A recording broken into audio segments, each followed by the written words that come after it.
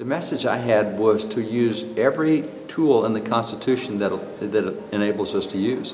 The Constitution is very far-sighted. It enabled us to deal with issues that really they saw into the future and gave us tools to handle things like a civil war, which they didn't want one, but nonetheless we got through it. It handled things like world wars. They handled things like economic growth. They've handled all sorts of, the principles they gave us were timeless.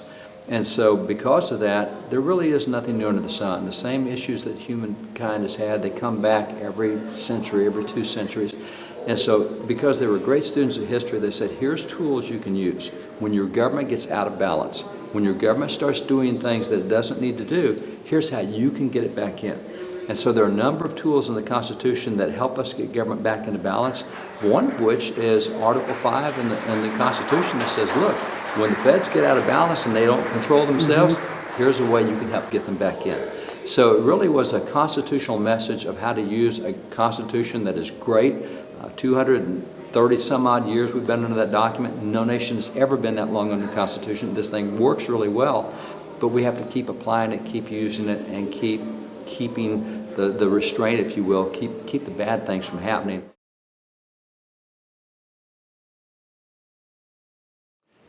What gave them insight were 2 things. One is they learned about the nature of man from scriptures. Really, faith teaches you that you have the same difficulty with mankind in every generation.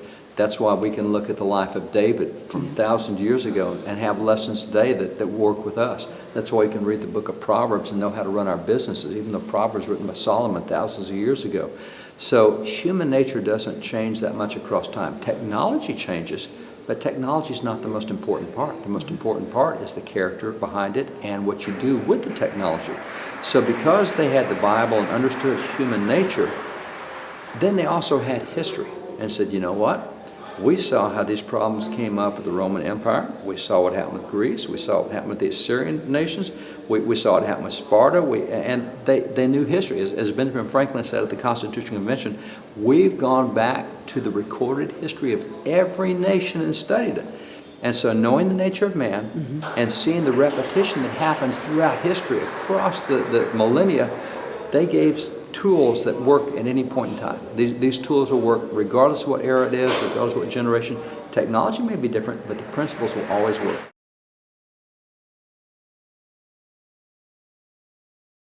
We're not teaching history and we're not teaching principles. We're teaching technology. And technology is going to change. I saw a report by IBM. IBM projected that 60% of the income they will make in the next 5 years will come from things not yet invented. So they're talking 60% of income and it's not yet invented, and we're talking 5 years. Things change so fast that when you build on technology and where you are and forget the principles, you can't keep up with it. And so that's where we see ourselves right now. We got more technology than we've ever had, but we have less stability than we've ever had. We have more turmoil, more polarization. We have more conflict. We have government doing more and more things out of bounds that no one ever imagined. And that really comes from focusing on the wrong things. Not knowing history for sure, but enjoying our technology and forgetting the principles behind it. And if you keep the principles, technology can change and it won't affect things in a bad sense. But if you focus on technology and not the principles, then you can't keep it. The founders' belief was that the less government you have up top, the more freedom you have down under. And so one of the things they talked about in the Declaration, one of the reasons that they separated from Great Britain was that King George III had sent so many government officials among them, created so many bureaucracies and agencies, was eating them at their freedom and their stuff. And we're going, we could have written that 5 years ago, but that was written back in 1776. And so that is that human nature that does not change. We have the same tendency to abuse government power when people get in. If you have great leaders, they can restrain government power, but only while you have great leaders. But you only get great leaders when citizens elect great leaders. So it comes back to us. But right now, only 1 out of 3 Americans is choosing the President of the United States. So 2 out of 3 are not participating. So we look at this, and it's really self-inflicted wounds. And so if we figure out what the principles are, how to apply them, and how to think through them, they work terrifically. It's like the principle of gravity. It'll work for good if you use it right, but if you use it wrong, if you say, you know, I don't believe there's gravity, I'm going to jump off the observation deck on the 86th floor of the Empire State Building, and it's not going to affect me, you will die. I mean, it's just, when you hit the ground, you will die. Doesn't matter what your opinion is. And that's what we've done, is we've gotten into our opinions more than principles and what works and what's timeless and what has been proven. We don't use metrics like we used to use. We used to measure what worked and what didn't. And now we're saying, well, that didn't work right, let's try something new. No, measure it before you try something new. Measure it and see if it's going to work. So what we did with Common Core. Common Core was internationally normed, and it's going to be different.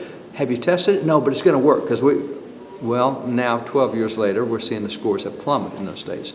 And so we're not driving with principles, and that's what we have to do, and that's what the Constitution is so good. It's a principle-driven document.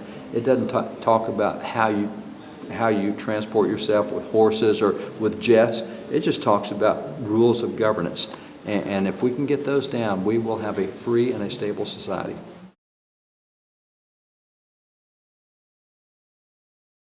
No, it always comes down to the people, and the answers are in the Beltway when they come from the people on the outside.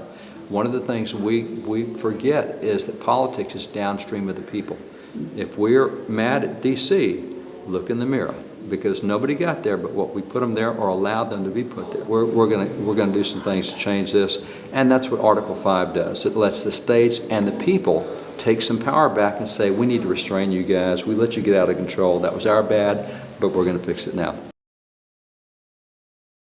Go to conventionstates.com, press the button, sign the petition. More importantly, get 10 of your friends to do the same. When you sign the petition, then that sends a letter to your state legislator. You go on the list in their district as a supporter. We deliver those lists to the state legislators. It means something to them.